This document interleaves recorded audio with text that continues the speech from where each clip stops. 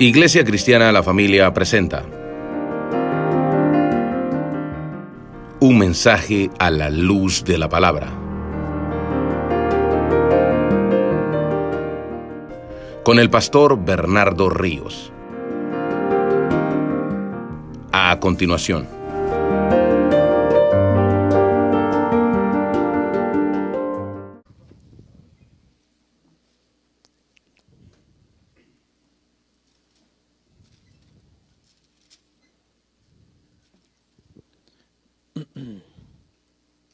Juan capítulo 1, verso 6, hermanos. Amén. Vamos a leer hasta el verso 18. ¿Listos? Juan 1, 6 al 18. Hubo un hombre enviado de Dios, el cual se llamaba Juan. Este vino por testimonio para que diese testimonio de la luz, a fin de que todos creyesen por él. No era él la luz, sino para que diese testimonio de la luz, aquella luz verdadera que alumbra a todo hombre. Venía a este mundo. En el mundo estaba, y el mundo por él fue hecho, pero el mundo no le conoció. A lo suyo vino, y los suyos no le recibieron, mas a todos los que le recibieron, a los que creen en su nombre, les dio potestad de ser hechos hijos de Dios, los cuales no son engendrados de sangre, ni de voluntad de carne, ni de voluntad de varón, sino de Dios. Y aquel Verbo fue hecho carne, y habitó entre nosotros, y vimos su gloria, gloria como del unigénito del Padre, lleno de gracia y de verdad. Juan dio testimonio de él, y clamó diciendo: Este es de quien yo decía, el que viene después de mí es antes de mí, porque era primero que yo. Porque de su plenitud tomamos todos, y gracia sobre gracia. Pues la ley por medio de Moisés fue dada, pero la gracia y la verdad vinieron por medio de Jesucristo. A Dios nadie le vio jamás. El unigénito Hijo que está en el seno del Padre, Él le ha dado a conocer. Vamos a orar. Padre, gracias. Ponemos este tiempo en tus manos, esta predicación, este sermón, Señor, que nos toca el día de hoy.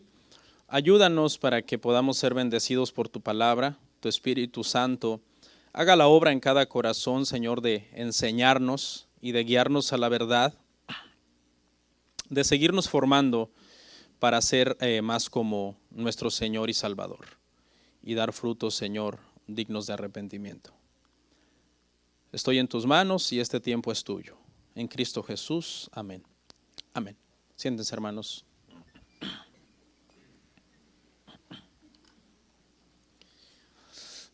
Hermanos, después de haber visto la introducción al libro de Juan, en donde estuvimos hablando más que nada muchas cosas técnicas sobre este libro, como por ejemplo su autor, sus características especiales, qué lo hacen diferente de los 3 evangelios sinópticos y su propósito principal que el mismo apóstol Juan expresó en el evangelio.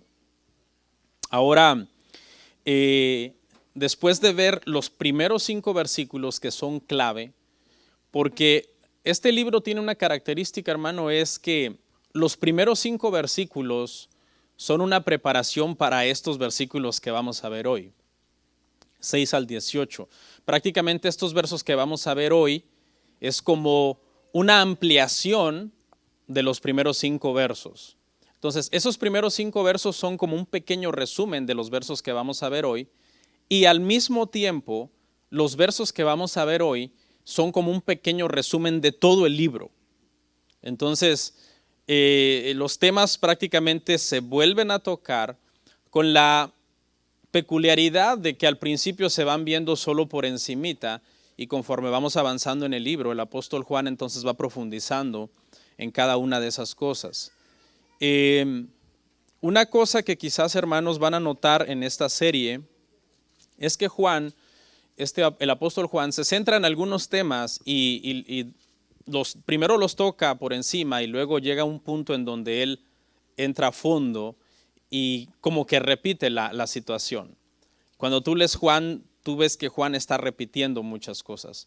Creo que es buena esta técnica que el apóstol usó, porque al ser un libro tan profundo y complejo, siendo sinceros, es bueno entonces que muchas veces veamos la misma cosa desde otro ángulo o con otra analogía que usa el apóstol y nos aclara más las cosas. Amén.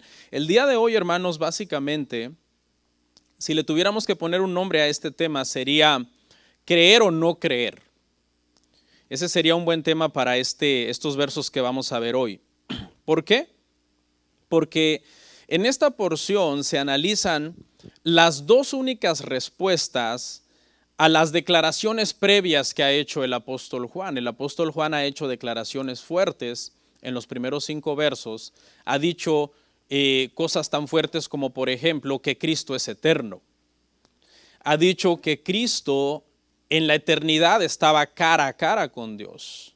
Prostonteón fue la frase que usó en el griego, ¿no? Prostonteón, 2 seres diferentes que están cara a cara en la eternidad hablando uno con el otro, pero ha ido más allá y ha dicho, y ese verbo es Dios. Vea la profundidad solamente del versículo 1.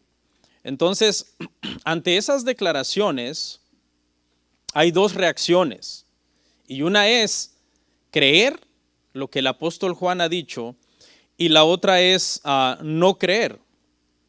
Ante esta situación, al oír esta doctrina, muchos le abrirán el corazón a Cristo, se postrarán y lo adorarán y le dirán como Tomás, mi Señor y mi Dios. Pero ante esas declaraciones también muchos otros lo rechazarán y lo maldecirán, lo acusarán de estar loco, de estar endemoniado, de ser un mentiroso. Entonces, esto es algo que a lo largo de los últimos 2 años ha sucedido. Jesús en los últimos 2 años ha tenido millones y millones de seguidores. Algunos de ellos han resultado ser falsos después de algún escrutinio sobre su fe y su moral. Y otros han resultado ser verdaderos. Algunos han dicho de Cristo cosas como, por ejemplo, Él es bueno. Otros han dicho, fue un gran líder religioso. Otros, de hecho, hasta le dieron el título de profeta. Dijeron, es un profeta. Otros, en un momento pensaron, es un rey y viene a librarnos del yugo de Roma. Seguramente él va a derrocar el imperio romano. Entonces, siempre ha habido diferentes reacciones ante la declaración de quién es Cristo. Cuando la Biblia nos revela a profundidad la persona de Cristo, provoca estas 2 reacciones, creer o no creer. A mucha gente, hermanos, Cristo le atrae. La idea de Cristo les atrae. Pero muchos no se quieren comprometer con Él. Porque como muy bien lo dijo Charles Spurgeon, si para ti Cristo no es todo, entonces para ti Cristo no es nada. Cristo quiere todo. Cristo no quiere un poco de nosotros. Cristo lo quiere todo de nosotros. Cristo no busca simpatizantes tibios. El Señor busca discípulos que tomen su cruz y lo sigan. Muchos han sido abiertos en su hostilidad hacia el Señor y lo han acusado de muchas cosas, como decía yo hace unos minutos. Pero en contraste con la incredulidad de los que rechazarán estas verdades, hay un grupo que el Padre ha entregado al Hijo y que la Biblia nos enseña que estos vendrán a Él y tomarán estas afirmaciones de que Cristo es Dios como la verdad. Y esto está escrito, que hay un grupo de elegidos desde antes de la fundación del mundo que el Padre eligió para dárselos a su Hijo, para que sean su iglesia. Entonces, eso es lo que vamos a ver en estos versos, hermano. Las 2 reacciones ante las afirmaciones de que Cristo es eterno, de que Cristo estaba con Dios en la eternidad y de que Cristo es Dios. Verso 6. Hubo un hombre enviado de Dios, el cual se llamaba Juan.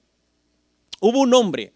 Si cuando tú acabas de leer el verso 5, que fue nuestro último verso de la clase pasada, y pasas al 6, el cambio parece abrupto, porque los primeros 5 versos están dedicados al verbo de Dios, al logos, a Dios, a Cristo. Y ahora el giro es abrupto y comienza a hablar de un hombre que hubo y que fue un enviado de Dios. Note que para Cristo se utilizó la palabra, en el principio era el verbo, era, pero aquí se utiliza la palabra hubo. Y entendimos que cuando habla de Cristo en el sentido de que Cristo era, quiere decir que Cristo no tuvo un punto en la historia donde Él comenzó a ser y no tendrá un punto en la historia donde Él dejará de ser, simplemente porque Él es eterno, eso ya lo establecimos. Pero este hubo acá habla en el sentido de que alguien aparece de repente. Pero no debemos de entender lo que aparece de la nada de repente, sino que aquí, utilizando esta palabra para Juan, quiere decir que en la historia de Israel, mientras todo estaba como reposado y callado en la nación, de repente surgió y entró en escena un hombre. ¿Ok?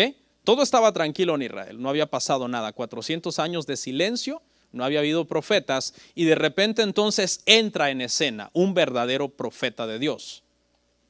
En ese sentido es que tenemos que entender entonces este hubo, no que apareció de la nada, porque Juan no apareció de la nada. Ya vamos a ver el proceso, como él vino y llegó a ser. El apóstol Juan llama a Juan el Bautista enviado de Dios. Y es que pocos hombres como Juan fueron enviados de tal manera que su ministerio fue milagroso en muchos sentidos. En primer lugar, ya se había profetizado desde el Antiguo Testamento que habría un hombre que sería el precursor del Mesías. Y ese es Juan. Eso lo vamos a ver más adelante cuando veamos la cita, pero está en Isaías 43. Y cuando analicemos brevemente esa cita, usted se va a dar cuenta de la riqueza cristológica que tiene esa cita.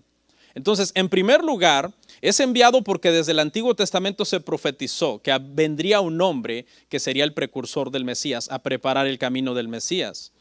En segundo lugar, es enviado de Dios porque su concepción fue milagrosa. Sus padres, Zacarías y Elizabeth, eran ancianos que ya no podían tener hijos.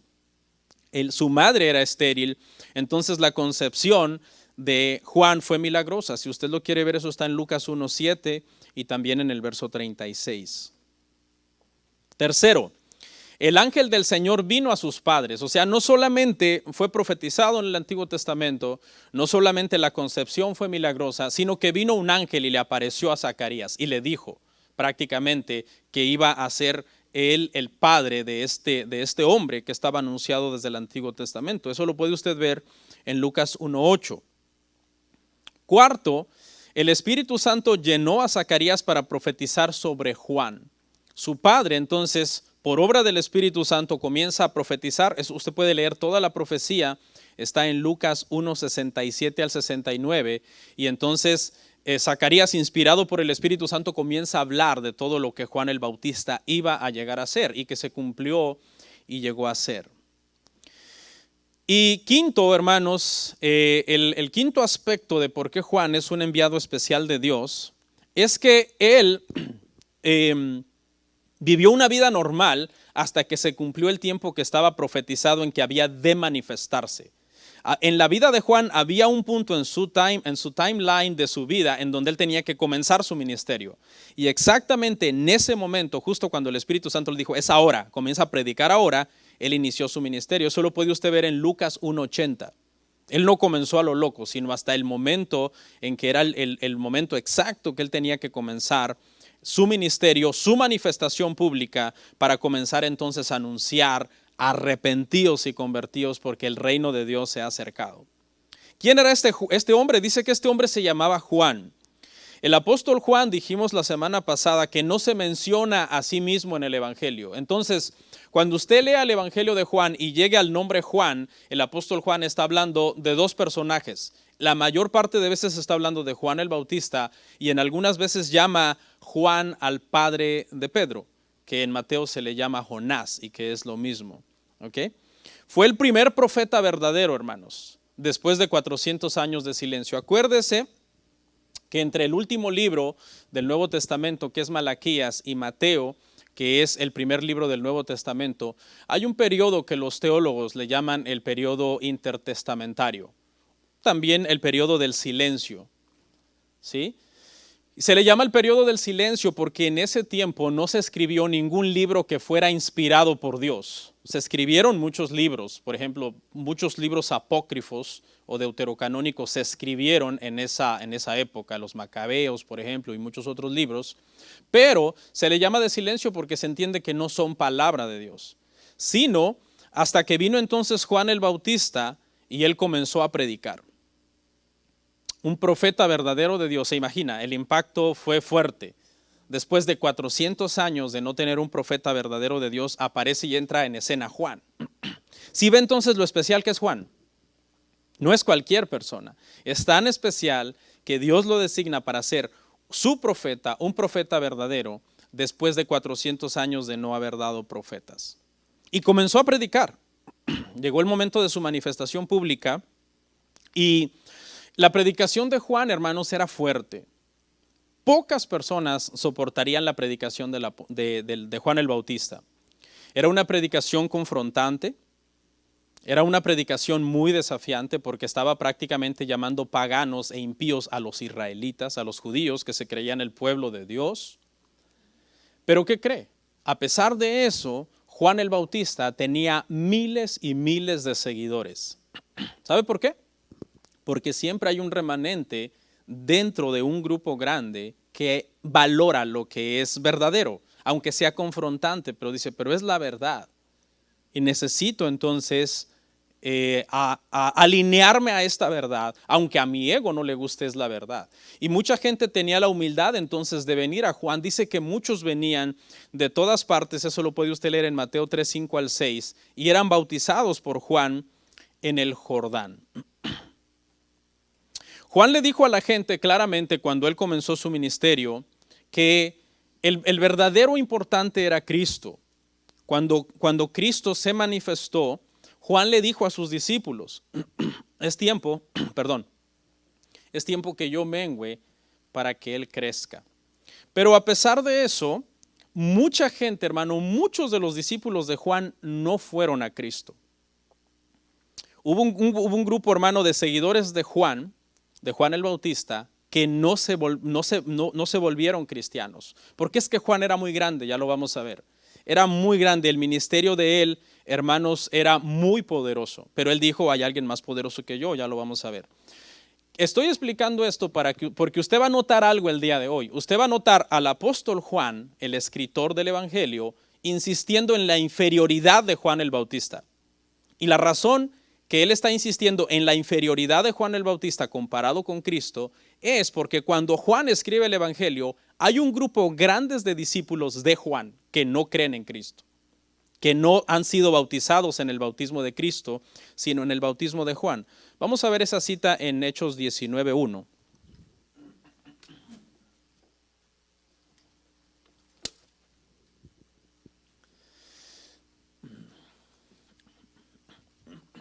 Dice así: aconteció que entre tanto que Apolos estaba en Corinto, Pablo, después de recorrer las regiones superiores, vino a Éfeso. Y hallando a ciertos discípulos les dijo, ¿recibisteis el Espíritu Santo cuando creísteis? Ellos le dijeron, ni siquiera hemos oído si hay Espíritu Santo. Entonces dijo, ¿en qué pues fuisteis bautizados? Ellos dijeron, en el bautismo de Juan. Dijo Pablo, Juan bautizó con bautismo de arrepentimiento, diciendo al pueblo que creyesen en aquel que vendría después de él, esto es, en Jesús el Cristo. Cuando oyeron esto, fueron bautizados en el nombre del Señor Jesús. Han pasado ya muchos años que Cristo murió en la cruz, unos 20, 30 años aproximadamente, escuche.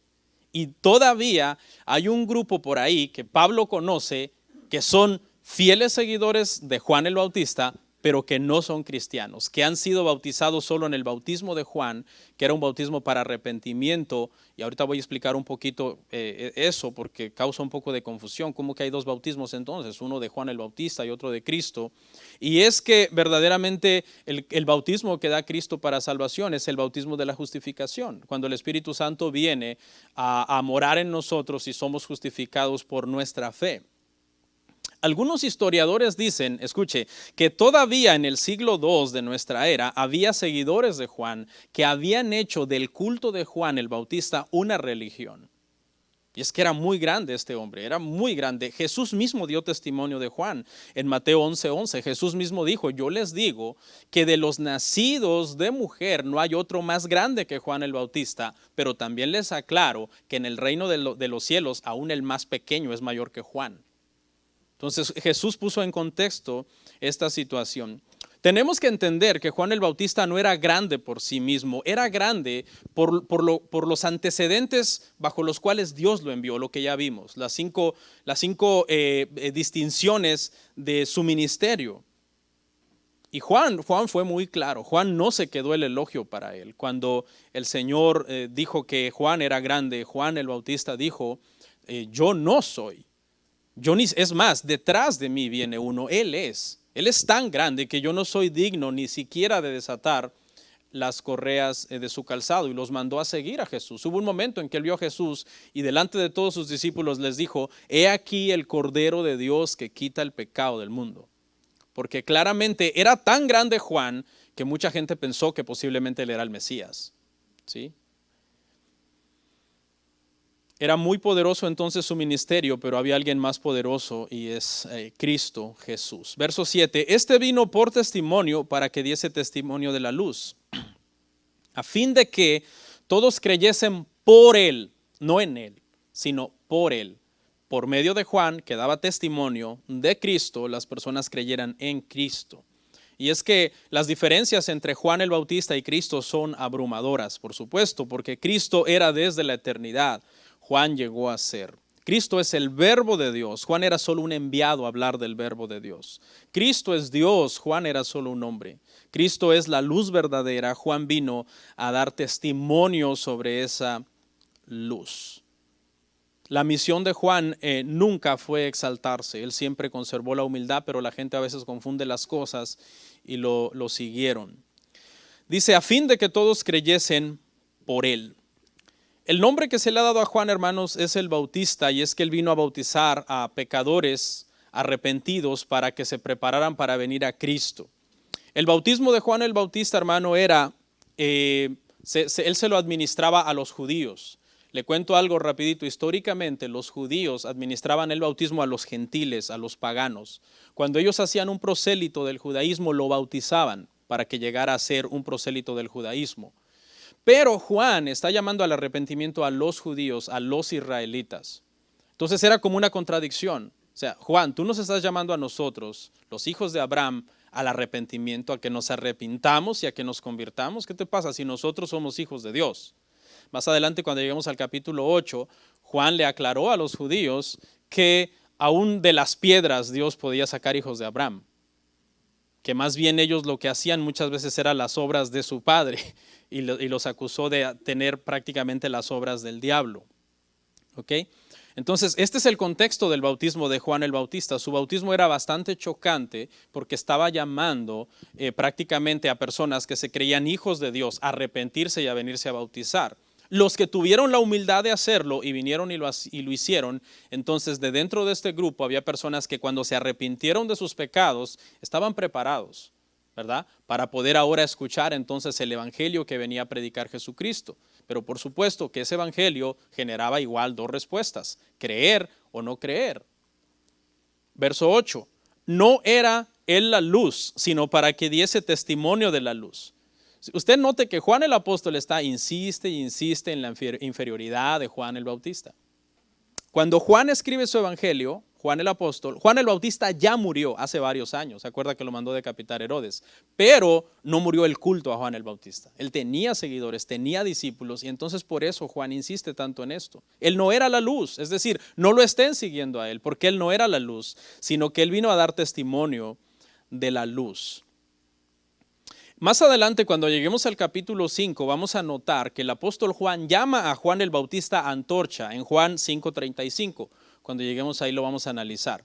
Pero una antorcha es un instrumento que da luz, no es la luz en sí. La luz es la esencia, ¿sí? Cristo es la esencia de la luz, no un foco que da luz.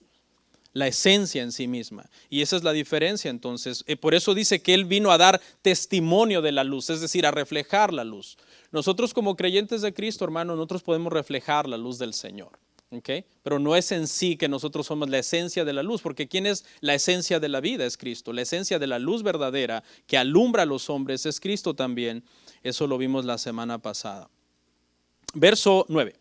Aquella luz verdadera que alumbra a todo hombre venía a este mundo. Aquella luz verdadera, aquí está, la luz verdadera es Cristo. Y esta luz es verdadera, sin embargo, hay una necesidad. Escuche, la luz es verdadera, pero esa luz necesita entonces alguien que la señale. Juan el Bautista, el trabajo de Juan el Bautista era, haga usted de cuenta que cuando la luz brilló de Cristo, Juan el Bautista dijera, esa es la luz. Y aquí hay una enseñanza, hermano, y es que solamente los ciegos no pueden ver la luz. Cuando una luz brilla, tú no necesitas que alguien te la señale. Entonces, ¿por qué en este sentido la gente necesitó que Juan se la señalara? Porque aquí la enseñanza es que el pueblo estaba ciego espiritualmente. Por estar prácticamente en el pecado los había enceguecido. Segunda de Corintios 4:4 dice que el Dios de este siglo ha cegado el entendimiento de los incrédulos para que no les resplandezca la luz del Evangelio de Cristo. Y entonces por eso hay necesidad de que aunque la luz es brillante y la luz es grande, es necesario que alguien los tocara y les dijera, ahí está la luz, porque estaban cegados a causa del pecado. Dice que esta luz alumbra a todo hombre. No debemos entender esto como es suficiente la simple manifestación para salvar a todo hombre. Esa no es la explicación. Lo que quiere decir aquí es, hermano, que la ceguera del mundo es inexcusable, porque Jesús es la luz verdadera que alumbra a todo hombre. La sola venida de Cristo, ¿ok? Alumbra a todo hombre. Esto quiere decir varias cosas. Por ejemplo, que Cristo es la revelación más completa de Dios para el hombre. La manifestación de Cristo es la luz verdadera.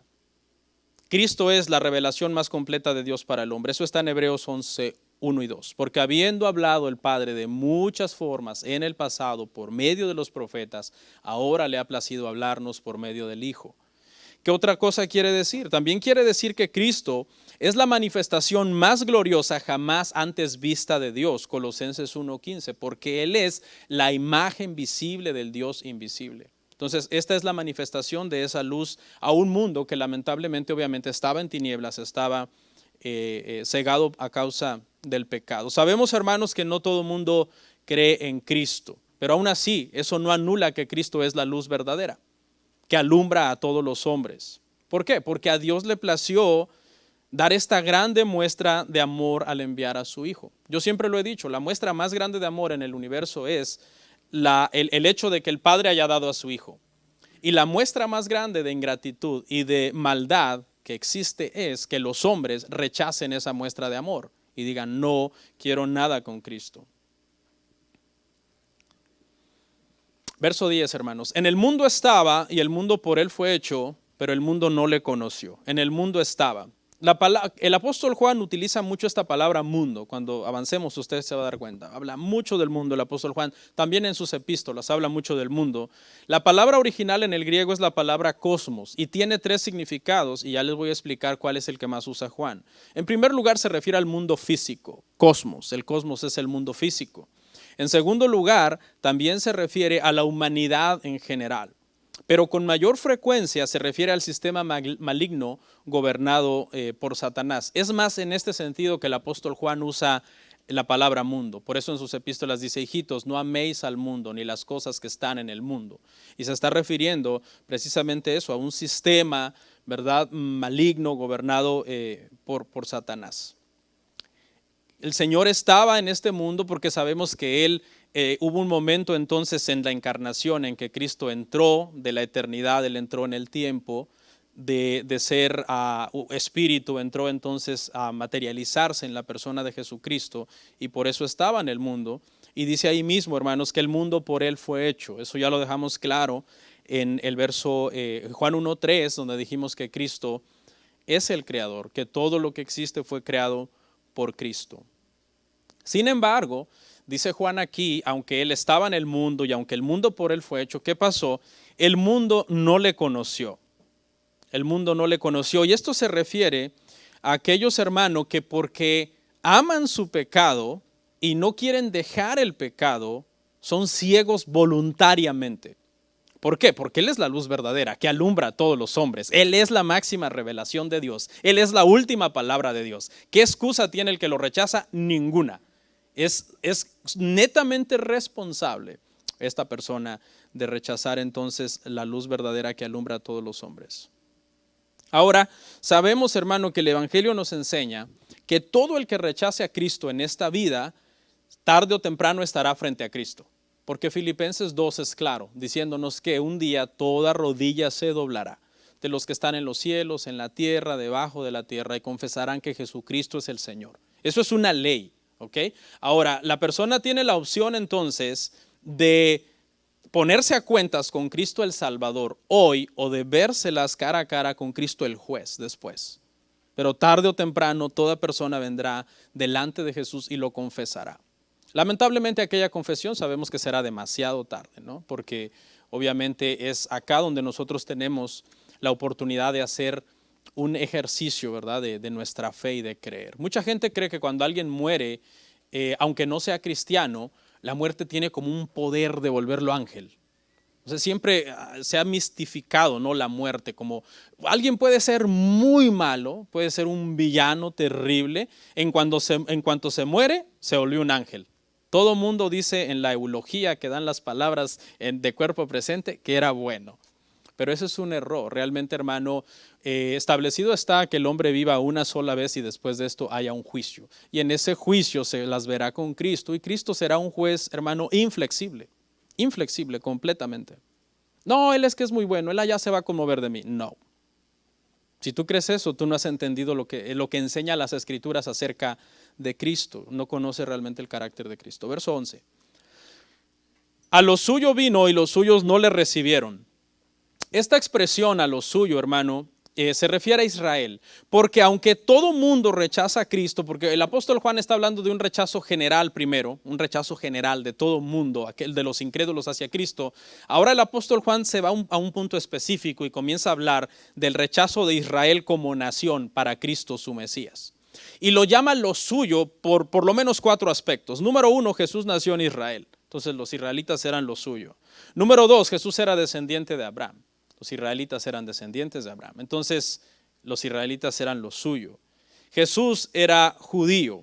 Los judíos estaban esperando hacía 1500 años desde el tiempo de Moisés a su Mesías. Pero ahora que viene y que es la luz verdadera y que es la manifestación de Dios, dice los suyos ¿no qué? No le recibieron. Todo estaba preparado, pero estaban ciegos. El pecado los había cegado y cuando vino no lo conocieron. Cristo cumplió a cabalidad las profecías del Antiguo Testamento que señalaban y decían, Él es. Pero estoy hablando como nación, ¿ok? Como nación, Israel lo rechazó. Más bien lo mandaron matar y mientras lo mataban dijeron de una forma arrogante y prepotente, su sangre sea sobre nosotros y sobre nuestros hijos. Entonces, no a lo suyo vino y no le conocieron, no lo recibieron. Este tema del rechazo de Jesús es recurrente en Juan. Esto va a ser algo que va a ser recurrente hasta que acabemos Juan. ¿Ok? Y vamos al verso 12. Mas a todos los que le recibieron, a los que creen en su nombre, les dio potestad de ser hechos hijos de Dios. La palabra más marca un contraste aquí, ¿no? Ya hablamos de que el mundo le rechazó, dice Juan. Ya Juan demostró que aunque Cristo era la luz de todos los hombres, de todas las naciones, y dentro de todas esas naciones habrá muchos hombres que lo rechazarán, y también demuestra que en su nación, la nación lo rechazó. Ahora el apóstol Juan da un giro de 180 grados y usa la palabra más hablando de un cambio dramático. Y es que aquí entramos usted y yo en escena.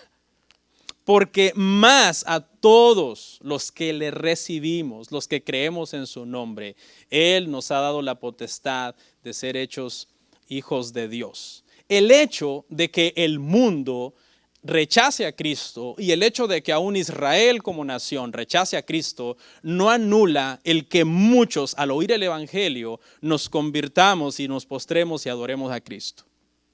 Gloria a Dios. A los que creen, suena como muy fácil, ¿no? Si lo vemos por encima, a los que creen, yo creo. ¿Cuántos creen en Cristo? Yo creo, pero no le conoces. ¿Cuántos quieren ir al cielo y pues no ir al infierno porque hay un castigo horrible ahí? Yo quiero ir al cielo, yo no quiero ir al infierno. ¿Cuántos creen en Cristo? ¿Cuántos creen que Cristo murió en la cruz? Un montón de gente cree eso, pero la Biblia es clara, ¿verdad, hermanos? Y lo hemos dicho 1000 veces. Santiago 2:19 dice, el diablo, los demonios creen y tiemblan, pero no por eso son salvos. Aquí este creer, hermano, es profundo y como Juan habla mucho de creer, entonces lo vamos a ir desgranando poco a poco, no voy a profundizar aquí, pero por lo menos para darle un intro, este creer tiene tres características. Primeramente es un conocimiento con entendimiento del mensaje, es la primera característica de este creer, ¿sí? Los teólogos usan 3 palabras para hablar de este creer, que debe tener notitia, que es el conocimiento con entendimiento del mensaje, que debe tener assensus, que es el asentimiento de esa verdad, es decir, ya lo entendí y ahora yo lo creo, y la última es fiducia, que es confianza plena en esa verdad para salvación. Entonces son 3 cosas que este creer realmente reúne. Repito, conocimiento con entendimiento del mensaje. ¿Ok? Número 2, asentimiento, es decir, ya lo entendí y ahora lo creo. ¿Ok? Y el último, ahora yo confío plenamente en estas verdades para salvación. Se me fue el audio, hermanos. ¿Que creen en qué, hermanos? En su nombre. Quiero aclarar aquí, hermanos, que no es creer en sí en un nombre, en las letras que componen un nombre.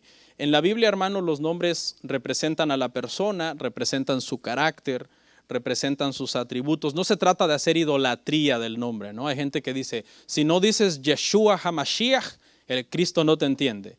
Y hasta hacen una idolatría. Y si dices Cristo, te acusan de paganismo y un montón de cosas. No. Los nombres en la Biblia representan a la persona, es a la persona que ese nombre representa en quien nosotros tenemos que creer. Para ponérselo en otras palabras, lo que esto quiere decir, este creer consiste en creer en el Cristo que las Escrituras revelan. Todo lo que las Escrituras revelan sobre Cristo, eso es lo que yo necesito creer. No es necesariamente un nombre, hermanos, ¿okay? No son unas letras las que por pronunciarlo me hacen más espiritual. No, es una fe verdadera. Y a este grupo de personas, hermano, dice que le dio potestad de ser hechos hijos de Dios. Nadie viene a Cristo si el Padre no le trae. Pero una vez que el Padre le trae, escuche, no hay nada ni nadie que pueda separar a esa persona que está en Cristo. Por cuanto la salvación no es por obras, la salvación no se puede perder por obras. Es imposible eso. ¿Okay? Porque no es algo que tú ganaste, es algo que el Padre te dio sin merecerlo. Juan 13, los cuales no son engendrados de sangre, ni de voluntad de carne, ni de voluntad de varón, sino de Dios. Escuche que este grupo de personas, hermano, dice que los cuales no son engendrados, ¿verdad? Ni de carne, ni de voluntad de varón. Tenemos que entender que sí, nosotros ya fuimos engendrados primero, ¿verdad? En la concepción, en el vientre de nuestra madre, y el Señor usó a nuestro Padre, y hubo un proceso, ¿no? de ser engendrados en ese sentido, pero este engendrados aquí habla de un ser engendrados de nuevo por Dios. Ser engendrados de nuevo. El viejo y trillado dicho, pero muy sabio y que nunca pasa de moda, dice que aquella persona que nace una sola vez muere 2 veces.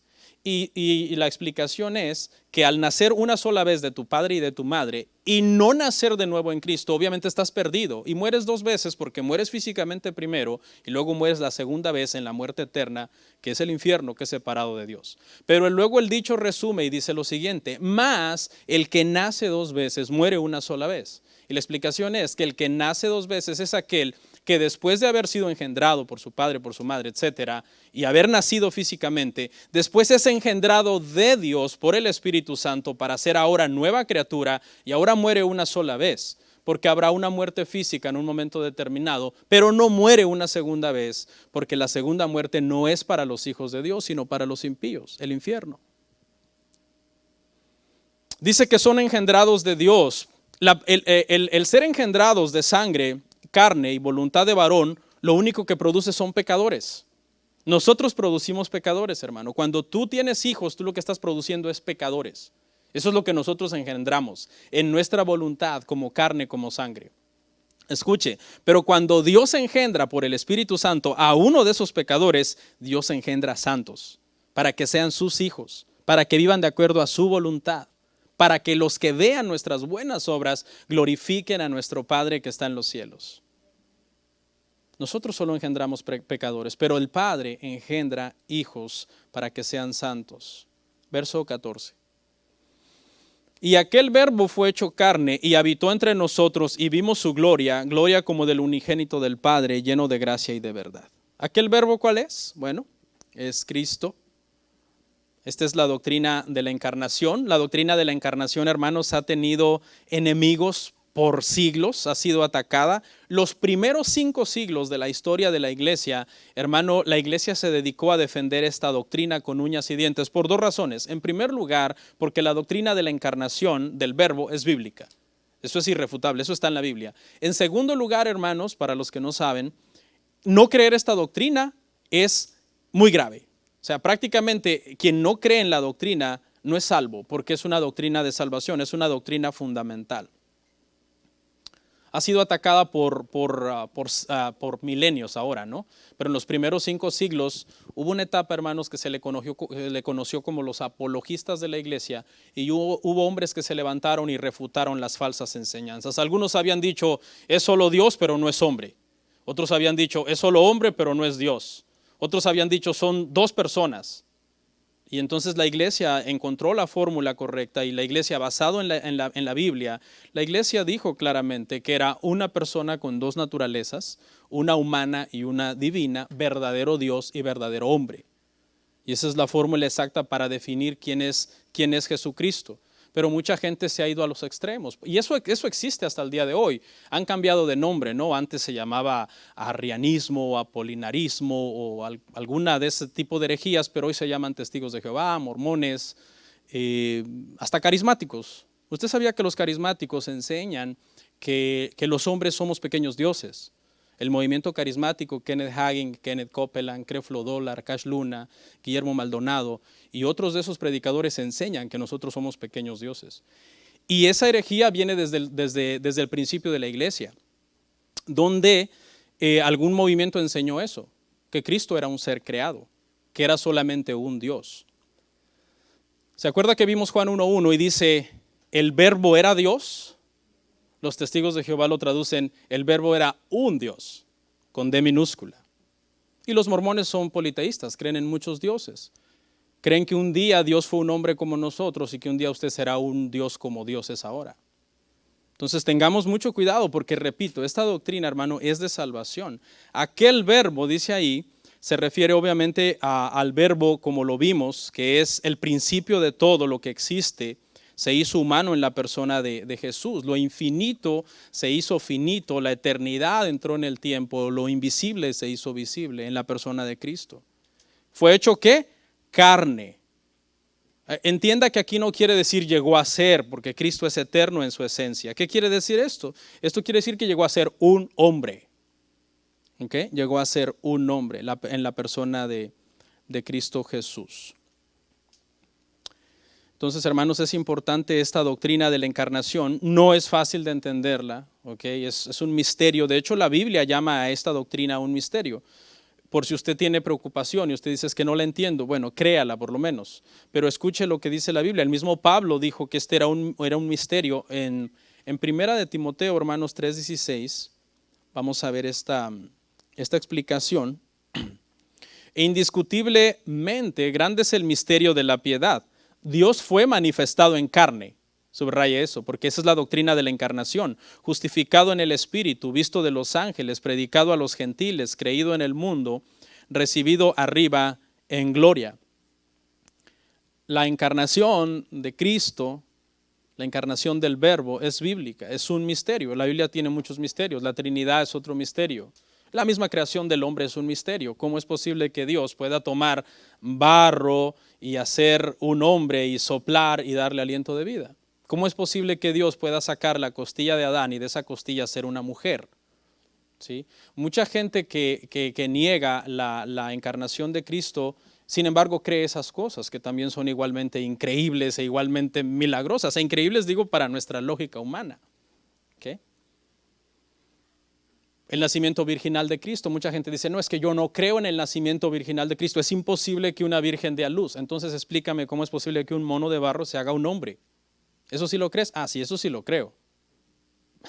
Ambas cosas son misteriosas y ambas cosas son milagrosas. Esta doctrina de la encarnación, hermano, fue defendida férreamente en el primer siglo. Los mismos apóstoles. Cuenta la historia de la iglesia que en Éfeso había un docetista, que los docetistas, dije la semana pasada, eran gente que creían que Cristo era como un fantasma, una apariencia, que solamente parecía, pero que no podía tener cuerpo físico porque el espíritu es bueno, la materia es mala. Dios, siendo un espíritu, no podía habitar en la materia. Entonces había un hombre que se llamaba Cerinto y el apóstol Juan lo aborrecía completamente. El apóstol Juan, el apóstol del amor. Escuche, aborrecía a Cerinto y abiertamente lo denunciaba. Eso está en la historia, no está en la Biblia.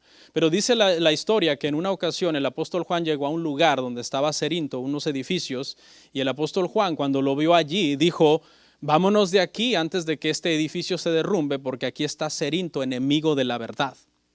Porque Cerinto enseñaba que Cristo no era real, pero ¿qué cree? El apóstol Juan tocó a Cristo, lo tocó con sus manos, él estuvo presente con Cristo. Entonces, por eso el celo del apóstol Juan, o sea, el apóstol Juan dice, este es un hereje que está enseñando algo que no le consta, cuando a mí me consta que Cristo tenía cuerpo y que yo lo toqué. Y mire cómo lo expresó en su epístola en 1 de Juan 1:1. Con eso arranca la epístola tratando de dejar claro que Cristo era físico, era de carne. Lo que era desde el principio, lo que hemos oído, lo que hemos visto con nuestros ojos, lo que hemos contemplado, y esta es la parte que debe rayar, y palparon nuestras manos tocante al verbo de vida. ¿Qué le podía enseñar Cerinto a Juan? Si Juan estuvo recostado en el pecho de Cristo. Esta doctrina, hermano, mire, hay cosas que uno puede negociar, pero hay cosas en las que uno tiene que ser muy celoso. En lo que es, ¿quién es Cristo? El cristiano tiene que ser muy celoso. Yo soy muy celoso en estas doctrinas. Yo puedo amar mucho a una persona, pero si la persona comienza a desviarse y a negar verdades de Cristo, me pongo como el apóstol Juan, en serio. Porque le voy a decir algo sobre el celo, hermano. El celo de Dios es como una moneda de dos caras. En una cara hay un profundo amor por Dios y en la otra cara un profundo odio por las cosas que ofenden a Dios. Eso es realmente nosotros, hermano, tener cuidado de lo que creemos. Y por eso espero que en este evangelio, ¿verdad?, vayamos afirmándonos en lo que creemos y no dejarnos confundir por cualquier creencia. Dice el apóstol Juan, retomando ese verso que vimos, el anterior que fue el 14, retomando ese verso, Juan 1:14, dice el apóstol Juan que habitó entre nosotros. Jesús habitó entre los hombres, no vino al mundo físico, habitó entre los hombres, estuvo aquí. Cristo es histórico. Mucha gente dice, Cristo es mítico. Creen más en lo que escribió Aristóteles o algún filósofo griego 300, 400 años antes de Cristo, pero lo que dicen los evangelios que son para acá, después de Cristo, no, eso no lo creo. Cristo es histórico, Cristo existió realmente. Historiadores que no fueron cristianos como Flavio Josefo habló de Cristo y muchos otros. Entonces Cristo es histórico, habitó. Y la palabra que usa aquí, hermano, es una palabra que se usaba para tabernáculo, que quiere decir que Cristo vino y vivió en una tienda, hablando de su cuerpo. Al cuerpo de Cristo se le llama como una tienda. Hizo una tienda entre los hombres y en esa tienda, o sea, hablando de su cuerpo, Cristo vivía. Y esto es hermoso porque así es como Dios habitaba con Israel en la peregrinación. Él habitaba en el tabernáculo, en el desierto. Ahí estaba la presencia de Dios y habitaba en medio del pueblo. Cuando se mandó a construir el templo, la presencia de Dios se mudó al templo y habitaba en el templo. Tabernáculo, templo, y luego viene Cristo y Dios habita entonces en Cristo. Cristo hizo un tabernáculo, una tienda de ese cuerpo. ¿Y qué pasó con esa tienda? Escuche, hubo un momento en que esa tienda cedió y dejó ver la gloria de Cristo. Mire lo que dice Juan, y vimos su gloria. Porque cualquiera puede decir, dentro de mí está Dios, yo soy Dios. Pero a ver, transfigúrate. Bueno, ya va a salir por ahí un hereje que dice que se transfiguró, ¿no? Porque hay de todo. Pero hubo un momento, hermano, en que el Señor tomó a 3 de sus discípulos y entre ellos a Juan, el autor de este evangelio, Pedro, Juan y Jacobo, y los llevó a un monte y delante de ellos se transfiguró. Y el tabernáculo cedió, las cortinas del tabernáculo cedieron a la gloria y por un momento la gloria salió de ese tabernáculo y lo vieron. Lo vieron. Vimos su gloria, la gloria de Dios habitando entre los hombres en ese tabernáculo. Y esa es la prueba de que esa gloria es la gloria que Cristo ha tenido desde siempre, desde que Él es, porque Él dijimos, no es creado. Y lo llama también el unigénito, y aquí, hermano, no quiere decir que fue creado, no, sino que aquí lo que significa es que era único en su clase. Cuando un matrimonio tienen un único hijo, le llaman, ese hijo reúne dos cualidades, ¿no? Es el primogénito porque nació primero y también es el unigénito porque es el único, no tienen más hijos. En ese sentido, hablando humanamente, se entiende que ese niño llegó a ser, ¿no? Llegó a existir, que no existía antes. Nosotros no existíamos antes. No crea esa doctrina mormona de que nosotros éramos almas en el cielo esperando que se nos creara un cuerpo y de entonces venir a habitarlo. No, eso no es cierto, eso no es así. ¿Ok? Cristo, hermano, es unigénito, no en el sentido de haber sido creado, sino de ser único en su clase. Y es primogénito también en el sentido no de haber sido creado, sino en el sentido de importancia. Porque el primogénito en la Biblia era el más importante. Y hay versos donde el Señor llama primogénito a gente que no era primogénita. Por ejemplo, a Jacob le llama mi primogénito. ¿Era el primogénito? No, era Esaú. A Efraín le llama el primogénito. ¿Era el primogénito? No, era Rubén. ¿Por qué los llama primogénitos? Por importancia, no por orden de creación. En ese sentido, Cristo no es creado. Es unigénito y es primogénito, pero no es creado. Lleno de gracia y de verdad. 2 atributos relacionados con la salvación. Somos salvos por gracia y, como dijimos hace un rato, al creer nosotros también la verdad. Porque esto es algo, hermano, que a lo largo de Juan espero que quede claro que en la salvación hay dos cosas, ¿no? Que está obviamente la soberanía de Dios, porque la salvación es del Señor, y la responsabilidad humana. Hay una responsabilidad humana, obviamente, porque si no hubiera esa responsabilidad humana, Dios no podría entonces hacer responsable a la persona por estar en el infierno. No existe, como decía la clase el día de hoy, el libre albedrío. No, eso no existe. ¿Ok?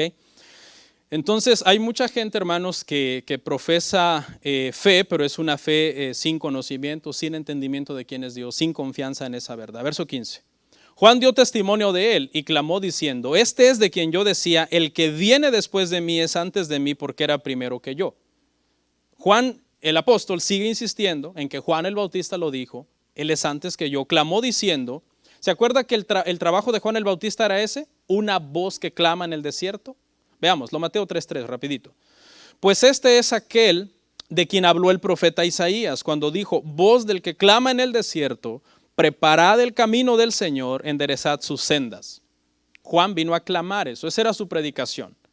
¿O sí? Lo dijo Isaías. Ajá. ¿Y de quién lo dijo Isaías? Bueno, veamos de quién lo dijo Isaías, 43, un verso que mencioné antes, pero escuche, ¿de quién decía Isaías esto? Voz que clama en el desierto, preparad camino, ¿a quién? A Jehová, enderezad calzada en la soledad a nuestro Dios. Mateo está diciendo que aquel de quien se profetizó en 43 de Isaías, que vino a preparar camino para Dios, es Juan el Bautista en el Evangelio, que vino a preparar camino para Dios. ¿Y quién es ese Dios? Cristo. Cristo es Dios. Dice Juan el Bautista, él es antes de mí. Nosotros sabemos que cronológicamente Juan el Bautista, ¿cuánto le ganaba de edad a Jesús? ¿Alguien sabe? 6 meses, ¿no? De acuerdo al récord de la escritura. 6 meses. Pero entonces, ¿cómo es que Cristo era antes que Juan? Si Juan nació cronológicamente antes que Cristo. Bueno, porque Cristo es Dios. Cristo es eterno.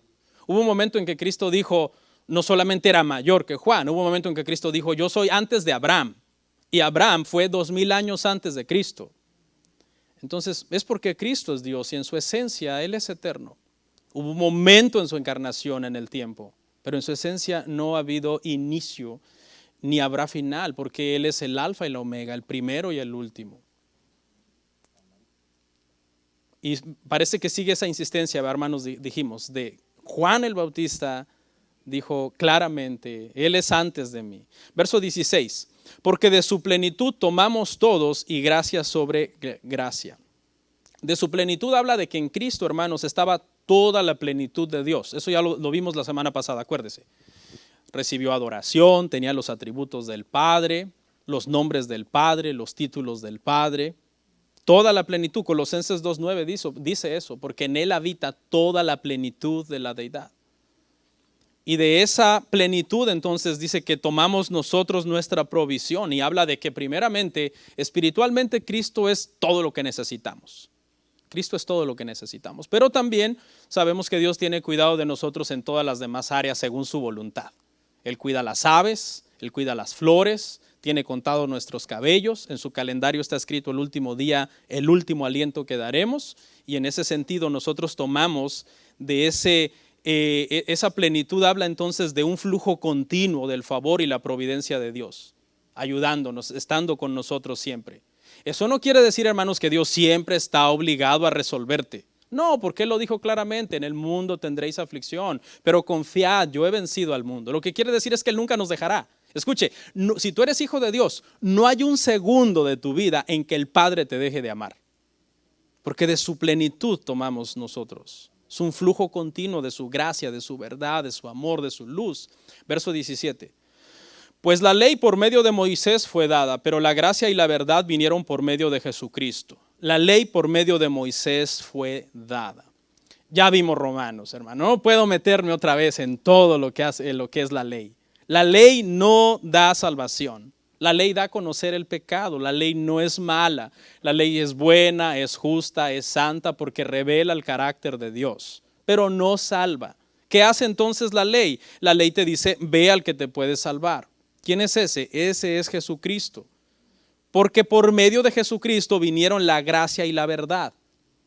Por medio de Moisés vino la ley. Y también había un culto a Moisés cuando Juan escribe esto. Hay un culto a Moisés, hay un culto a Juan el Bautista.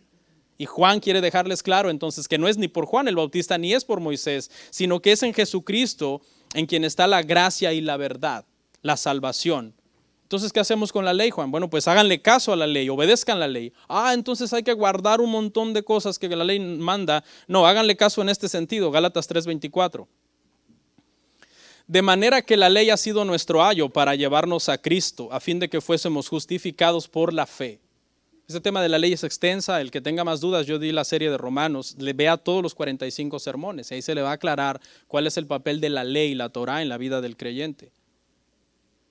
Entonces, ese es ese verso 17. Y llegamos al final, verso 18. Y dice el apóstol Juan que a Dios nadie le vio jamás. El unigénito Hijo que está en el seno del Padre, Él le ha dado a conocer. A Dios nadie le vio jamás. ¿Por qué? Porque Dios ¿qué es Dios, hermano? Dios es un espíritu. Dios no tiene cuerpo. Dice que Dios es espíritu y los que le adoran en espíritu y en verdad es necesario que le adoren. ¿Qué vieron entonces? Personas que dijeron que vieron. ¿Qué vio Moisés cuando Dios le dijo, no te dejaré ver mi rostro sino mi espalda? Cuando Aarón y María murmuran de Moisés, Dios los regaña y les dice, ¿saben qué? No murmuren de mi siervo, porque a muchos otros profetas me les apareceré en sueños y visiones, mas a mi siervo cara a cara le hablaré. ¿Qué es eso? Está hablando Dios aquí, hermano, prácticamente de hacer una manifestación visible para que ellos pudieran decir que vieron algo. Por ejemplo, el ángel del Señor es Dios. Y en la Biblia vemos a personas hablando con el ángel del Señor. Pero la esencia de Dios, que es espíritu, hermano, es invisible, eso no se puede ver. De hecho, si se pudiera ver, la persona que lo vea caería inmediatamente muerto, fulminado, que no se puede estar ante esa esencia de Dios. Tengamos cuidado, ¿no? Porque hoy mucha gente dice, yo vi a Dios, Dios me visitó, Dios me habló, Dios me dijo. Hay que tener mucho cuidado con esas cosas. Porque si eso hubiera pasado, pues habría muerto en el momento en que eso sucedió. Hay pasajes, hermano, donde dice que Dios hizo ciertas manifestaciones y la gente necesitó que se les abriera los ojos para poder verla. ¿Se acuerda de Balaam? Números 22. Balaam va empecinado por un camino y el ángel de Jehová le aparece a la asna y la asna tiene más discernimiento que Balaam y la asna ve al ángel de Jehová y empieza a tratar de escapar por otro lado. Y el ángel estaba ahí, pero Balaam no lo había visto.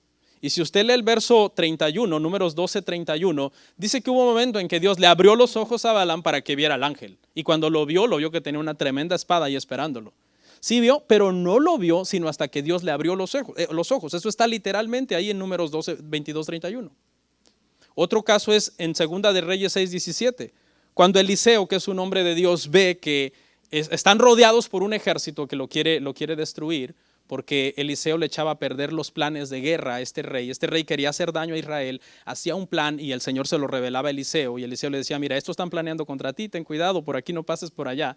Entonces este rey mandó a investigar, hey, ¿cómo es que Israel sabe todos nuestros planes? Es que hay un profeta que se llama Eliseo y Dios todo se lo revela. Entonces este rey trata de matar a Eliseo y lo rodea con un ejército tremendo y Eliseo no tiene miedo mientras su criado está temblando de miedo. Y le dice Eliseo al Señor, ábrele los ojos a este para que vea. Y se los abre y dice que entonces él ve que están rodeados de caballos y carros de fuego enviados por el Señor para defender a Eliseo. Entonces, rapidito, lo único que quise decirle es que algunas veces ciertas manifestaciones Dios las permitía, pero la esencia de Dios no puede ser vista. ¿Cómo entonces es la máxima revelación de Dios? Está en el unigénito, que está en el seno del Padre. Él nos ha dado a conocer al Padre. ¿Qué le dijo Felipe a Jesús? Señor, muéstranos al Padre y nos basta. ¿Qué le dijo Jesús? Felipe, si yo estoy contigo y dices muéstranos al Padre. Cristo es la manifestación más gloriosa de Dios. Él nos lo ha dado a conocer. La palabra, hermano, que se utiliza ahí para conocer es bien bonita, porque es la palabra de donde se exegeomai, de donde se deriva exégesis. Y lo que quiere decir es que Cristo, escuche, cada vez que tú te preguntes algo de Dios, Cristo es la explicación más satisfactoria a tu pregunta, ¿cómo es Dios? Él nos lo ha dado a conocer. Él nos ha revelado al Padre. Él es el verdadero Dios también. Dice Juan 14:7, es la última cita de hoy. Si me conocéis, también a mi Padre conoceríais y desde ahora le conocéis y le habéis visto.